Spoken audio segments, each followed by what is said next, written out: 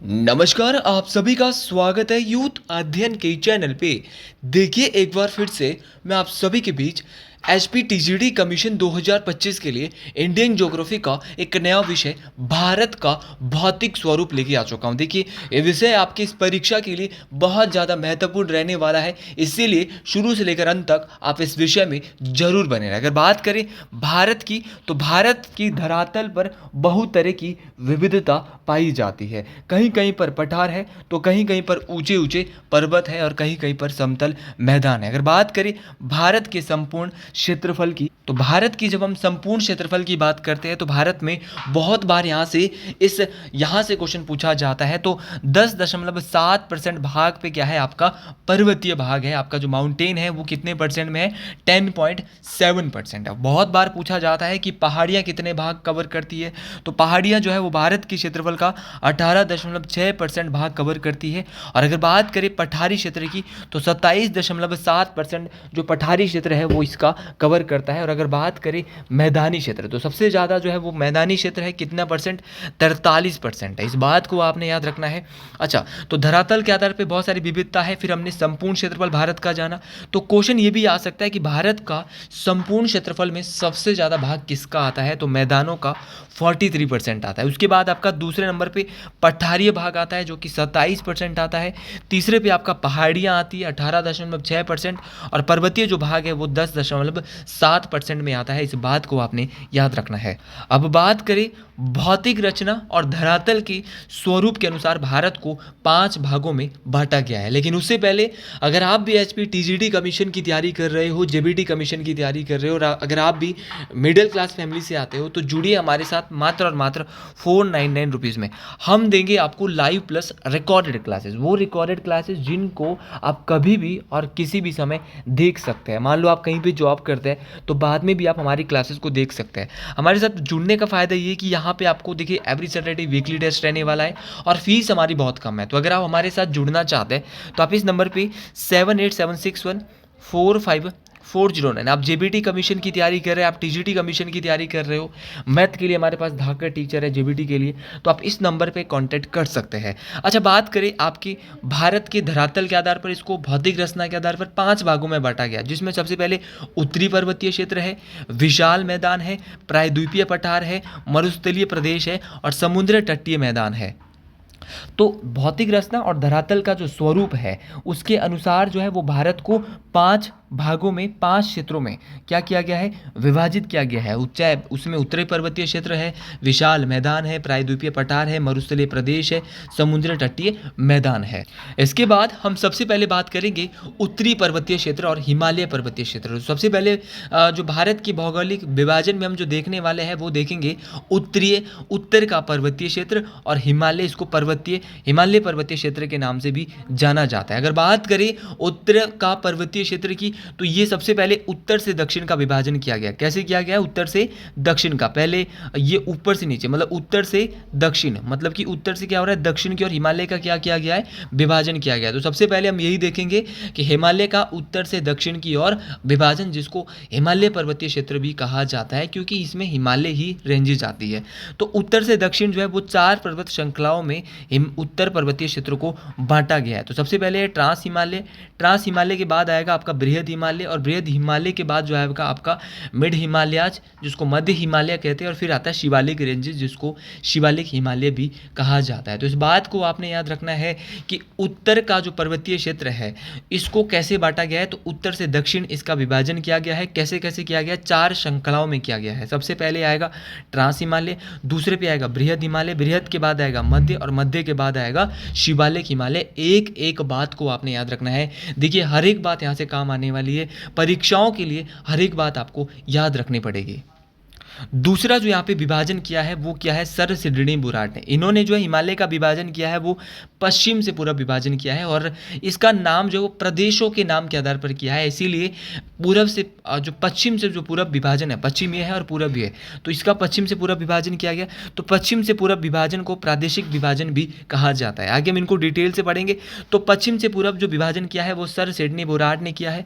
इसको प्रादेशिक विभाजन इसीलिए कहते हैं क्योंकि इसको प्रदेशों के नाम पे किया गया। पहले हमने उत्तर से दक्षिण किया, फिर हम जो करेंगे वो पश्चिम से पूरब करेंगे। तो पश्चिम से पूरब सबसे पहले जो आपका आता है वो आता है पंजाब हिमालय या कश्मीर हिमालय, दूसरे पे आपका आता है कुमायूं हिमालय, फिर आता है नेपाल हिमालय, फिर आता है असम हिमालय। आपको चारों हिमालय याद रखने हैं। कौन कौन से आता है? पंजाब हिमालय सबसे पहले आता है, पंजाब हिमालय और कश्मीर हिमालय, फिर आता है कुमायूं हिमालय, उसके बाद आता है स्टूडेंट आपका नेपाल हिमालय, और नेपाल हिमालय के बाद जो आपका आता है वो कौन सा आता है? असम हिमालय आता है। इस बात को आपने याद रखना है। तो सबसे पहले हम बात करते हैं उत्तर से दक्षिण हिमालय की, जिसको जो है वो हमने एक नाम दिया था। क्या नाम दिया था? आपका हिमालय पर्वतीय क्षेत्र भी नाम दिया था। तो सबसे पहले हमने इसमें देखा था कि सबसे जो ऊपरी है वो है आपका ट्रांस हिमालय। तो ट्रांस हिमालय की बात करें तो ट्रांस हिमालय की हम बात करेंगे। तो अगर ट्रांस हिमालय की बात करें तो ये आपका जो उत्तर से दक्षिण जो हिमालय का विभाजन है उसमें सबसे ऊपर है। तो अगर बात करें ट्रांस हिमालय की तो ये हिमालय का सबसे प्राचीनतम भाग है। मतलब प्राचीनतम बोले तो ये क्या है? हिमालय का वो भाग है जो कि सबसे पुराना है, और यहाँ पर वनस्पतियों का क्या है? अभाव है। तो हिमालय का उत्तर से दक्षिण हिमालय का वो भाग जहाँ पे वनस्पतियों का अभाव रहता है, तो वो कौन सा है? ट्रांस हिमालय। आप कभी जाते होंगे हाइट वाले क्षेत्रों में, जैसे आप लद्दाख जाते हो कभी, तो वहाँ पे देखते होंगे वहाँ पे क्या होता है दोस्तों? वहाँ पे वनस्पति नहीं होते हैं, पेड़ पौधे आपको दूर दूर तक नहीं मिलते हैं। इसके अंतर्गत काराकोरम श्रेणी जो ट्रांस हिमालय है, इसके अंतर्गत काराकोरम आता है, लद्दाख श्रेणी आती है, जास्कर आती है, पीर पंजाल श्रेणी आती है। ये सारी की सारी पर्वत श्रेणियाँ किस हिमालय के अंतर्गत आती है? तो याद रखना ट्रांस हिमालय।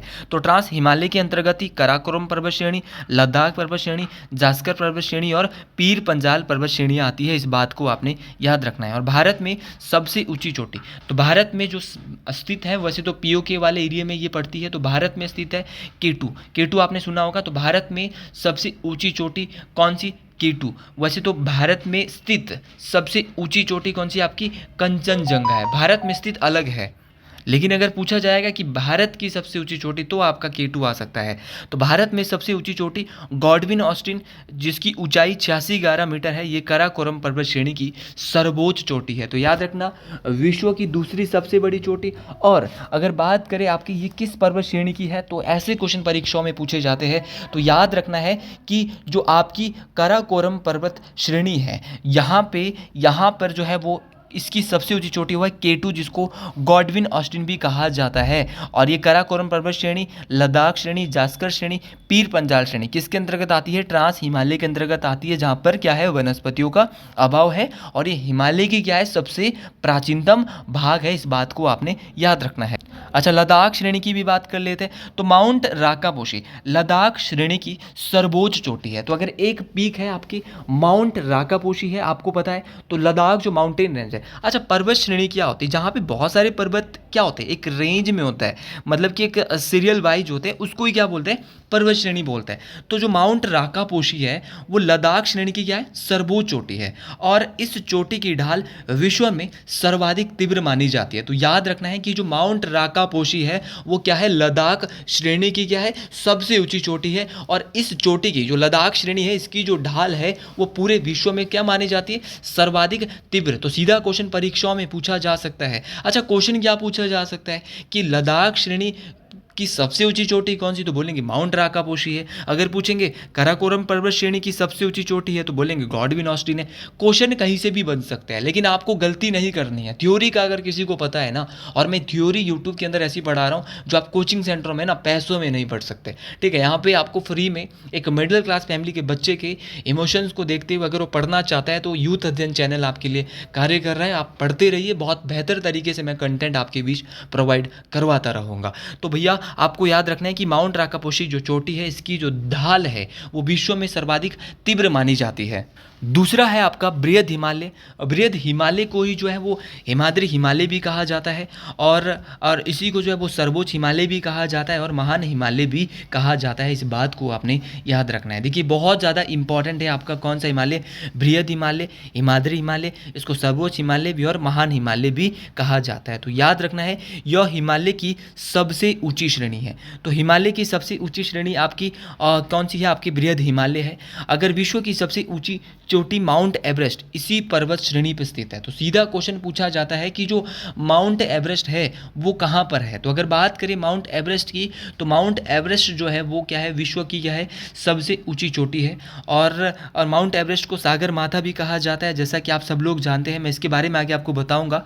कंचनजंगा, नंगा पर्वत और नंदा देवी इसके कुछ महत्वपूर्ण शिखर है। तो ये बृहद हिमालय, हिमाद्री हिमालय या सर्वोच्च हिमालय जो ग्रेटर हिमालय आपका है इसके अंतर्गत आते हैं। इस बात को आपने याद रखना है। और बंदरपूछ और कामेत के बीच ही गंगोत्री, यमुनोत्री और केदारनाथ, बद्रीनाथ है। तो बंदरपूछ माउंटेन पीक और आपकी कामेत चोटी, तो इन्हीं चोटी के बीच आपका गंगोत्री हो गया, आपका यमुनोत्री हो गया, आपका केदारनाथ हो गया, आपका बद्रीनाथ हो गया, ये इन्हीं पर्वत के बीच आता है। इस बात को भी आपने याद रखना है। इसको मैं मैप के साथ आपको समझाता हूँ। जैसा कि मैं आपको यहाँ पे बताना चाहता हूँ, अगर माउंट एवरेस्ट की बात करें तो इसको भारत में जो है भारत में तो कहते हैं माउंट एवरेस्ट, पूरे विश्व के लोग भी माउंट एवरेस्ट कहते हैं। लेकिन नेपाल में इसका नाम बदल के क्या हो जाता है, सागर माथा हो जाता है। तो नेपाल के लोग माउंट एवरेस्ट नहीं कहते हैं, क्या कहते हैं, सागर माता। तो क्वेश्चन आ सकता है कि नेपाल में किस नाम से जाना जाता है।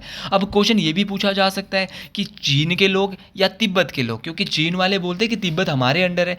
तो तिब्बत में इस चोटी को कहा जाता है चोमुलंगमा। क्या कहते हैं, चोमुलंगमा। इस बात को भी आपने याद रखना है, भी मोस्ट इंपॉर्टेंट चीज़ है। और अगर आपको मेरी वीडियो सच में पसंद आती है तो हर हर महादेव जरूर अंत में लिख दिया करो। अब समझते थोड़ा इसको मैप के साथ। देखिए, जब ये आपका पाकिस्तान में है हिमालय पर्वत श्रेणी, जो बृहद हिमालय जो आपका, तो यहाँ पे मैं मैप से मैंने यहाँ पे थोड़ा बहुत बनाया है, समझाने की मैं यहाँ पे कोशिश करूँगा। ये जो है वो पहला क्वेश्चन तो यही आता है कि बृहद हिमालय का विस्तार जो है वो कहाँ से कहाँ तक है। तो इसका विस्तार जो पीओके के नंगा पर्वत से लेकर अरुणाचल प्रदेश के नामचा बरवा तक है। ये बात आपको सबसे पहले याद रखनी कि पीओके के नंगा पर्वत से नामचा बरवा तक क्या है, इसका विस्तार है। इस बात को आपने याद रखना है। तो सबसे पहले हम बात करते हैं यहाँ पे नंगा पर्वत की। तो नंगा पर्वत से के बाद ये आता है, ये वाला एरिया आपका उत्तराखंड है। कौन सा एरिया, उत्तराखंड है। तो उत्तराखंड में क्या बोला था मैंने आपको कि बंदरपूछ पीक और बंदरपूछ और कौन सी आपकी कामेत, बंदरपूछ और जो कामेत है के बीच ही आपका क्या क्या आता है, इसी बीच जो मैंने यहाँ पे बोला था, यहाँ पे आता है आपका, देखो मैंने बोला था गंगोत्री आता है, यमुनोत्री आता है, केदारनाथ आता है और बद्रीनाथ आता है। तो सीधा क्वेश्चन पूछा गया है किन दो पर्वतों के बीच आपका गंगोत्री, यमुनोत्री, केदारनाथ और बद्रीनाथ आता है। तो उत्तराखंड क्या बृहद हिमालय के अंतर्गत ही आते हैं सारे के सारे। तो इन्हीं के अंतर्गत आपका गंगोत्री भी आता है, यमुनोत्री भी आता है, केदारनाथ भी आता है, बद्रीनाथ, यहीं पे सारी ये चीज़ें। इसके बाद है ये नंदा पर्वत पीक भी इसी के अंतर्गत आती है। अच्छा, इसके बाद आते हैं हम नेपाल में। अगर नेपाल की बात करें तो नेपाल में माउंट एवरेस्ट सबसे ऊंची चोटी है, जो कि बृहद हिमालय के अंतर्गत ही आती है। इसी के अंतर्गत धौलीगंगा, धौलागिरी, अन्नपूर्णा, ये सारी चोटी नेपाल में है। आपकी मनासलू और आपकी गौरी शंकर और आपका छुयू हो गया, गौरी शंकर हो गया, मनासलू हो गया, अन्नपूर्णा हो गया, धौलागिरी हो गया, और इसके अलावा माउंट एवरेस्ट हो गया। तो ये सारी चोटी, और मकालू चोटी, तो मैकालू चोटी हो गया। ये सारी की सारी चोटियाँ बृहद हिमालय के अंतर्गत कहाँ पे आती है, नेपाल में आती है। उत्तराखंड में हमने देखी बंदरपुर चोटी, कामेत चोटी, Nanda peak, Nanda Devi national park भी है, नंदा देवी चोटी भी है। ये सारी बातें आपको याद रखनी पड़ेगी, तब जाके बात बनने वाली है। यहाँ से सारे क्वेश्चन देखो इंपॉर्टेंट है, इंपॉर्टेंट बातों को इंपॉर्टेंट बनाना होता है, तब जाके चीज़ें इंपॉर्टेंट बनती है। ये सारी बातें आपको पता होनी चाहिए, तो ये सारी बातें आपको पता रखनी है। इसके अलावा अगर बात करूँ मैं यहाँ पे, इसके अलावा कंचनजंगा जो कि सिक्किम में है, तो सिक्किम और भारत की, अगर पूर्णतया भारत की भूमि पर स्थित भारत की सबसे ऊंची चोटी तो कंचनजंगा है। कंचनजंगा की हाइट मैं आपको बता देना चाहता हूँ, 85-86 मीटर कंचनजंगा की हाइट है। और अगर बात करें अरुणाचल प्रदेश की, तो यहाँ पे नामचा बरवा, तो नामचा बरवा कहाँ पे, अरुणाचल प्रदेश में। इस बात को आपने याद रखना है। ये सारी चीज़ें देखिए बहुत बहुत महत्वपूर्ण है, इंपॉर्टेंट है। इन क्वेश्चन को आप बहुत डिटेल से याद रखिएगा, बहुत सारी चीज़ें यहाँ पे आपको क्लियर होने वाली है। तो हमने यहाँ पे जो पढ़ा एक बार रिवीजन करते हैं। इसका विस्तार नंगा पर्वत से लेकर नामचा बरवा अरुणाचल प्रदेश तक है, और उत्तराखंड में ये बंदरपुर चोटी बृहद हिमालय के अंतर्गत आती है, कामेत आता है, नंदा देवी पीक आता है, और कामेत और बंदरपुर चोटी के बीच आपका गंगोत्री है, यमुनोत्री है, केदारनाथ है, बद्रीनाथ है, ये सारी चीज़ें हैं। फिर नेपाल में आता है, नेपाल में बृहद हिमालय के अंतर्गत आपका धौलागिरी आता है, अन्नपूर्णा आता है, मनालसू आता है, गौरीशंकर आता है, छुयू आता है, माउंट एवरेस्ट आता है और मैकालू पीक आता है। फिर सिक्किम में कंचनजंगा आता है और अरुणाचल प्रदेश में नामचा बरवा आता है। इस बात को आपने याद रखना है। इसके बाद हम चलते हैं आगे, और आगे चलते हुए हम देखेंगे मध्य हिमालय और लघु हिमालय। अगर बात करें मध्य हिमालय और लघु हिमालय की, जिसको मिड हिमालय भी आप कभी कभार कहते हैं, तो हिमालय का यह भाग पर्यटन के लिए काफ़ी मशहूर है। देखो, घूमने के लिए, टूरिज्म के लिए जो हिमालय का भाग जो काफ़ी मशहूर है वो कौन सा है, तो क्या बोलेंगे, मध्य हिमालय है। इस बात को आपने याद रखना है। और यहाँ की औसतन ऊंचाई 1800 से 3000 मीटर है। आपको ये बात याद रखनी है कि जो आपका मध्य हिमालय या लघु हिमालय है, यहाँ की जो औसत ऊंचाई है वो कितनी है, तो याद रखना है यहाँ की औसत ऊंचाई 1800 से 3000 मीटर है। इस बात को आपने याद रखना है। इसी के पास शिमला, कुल्लू, मनाली, मंसूरी, नैनीताल, डलहौजी, रानीखेत। आपका शिमला तो बड़ा फेमस है, कुल्लू बड़ा फेमस है, मनाली हो गया, मंसूरी हो गया। आप सब लोग जो घूमने वाले जो जितने भी पहाड़ी इलाके हैं, आपको बोलेंगे ट्रांस हिमालय में घूमने चले जाओ, भैया वहाँ पे इतनी ठंड है। तो आप कहाँ घूमना पसंद करोगे, जहाँ पे थोड़ी बहुत ठंड भी है, ठंडी हवाएं भी है, ना ज़्यादा गर्मी है ना ज़्यादा, वहाँ पे क्या है, बिल्कुल बर्फ़ भी नहीं है, थोड़ी बहुत बर्फ़ है, मतलब कि जो जल्दी से पिघल भी जाती है। तो ऐसे ये है टूरिज्म के लिए जो बहुत फेमस है, वो कौन सा हिमालय है, तो मध्य हिमालय। तो पर्यटन के लिए जो मशहूर है हिमालय का भाग, तो है मध्य हिमालय। तो याद रखना, यहाँ पे औसतन ऊंचाई जो है 1800 से 3000 मीटर के बीच होती है। और यहाँ की ढालों पर बने, याद रखना जी, यहाँ पे जो ढालें होती है ना पर्यटन के लिए, यहाँ की ढालों पर बने घास के मैदान पाए जाते हैं, जिन्हें कश्मीर में मर्ग कहते हैं। जैसे कि सोनमर्ग हो गया, गुलमर्ग हो गया, तो आपने सुना है ना।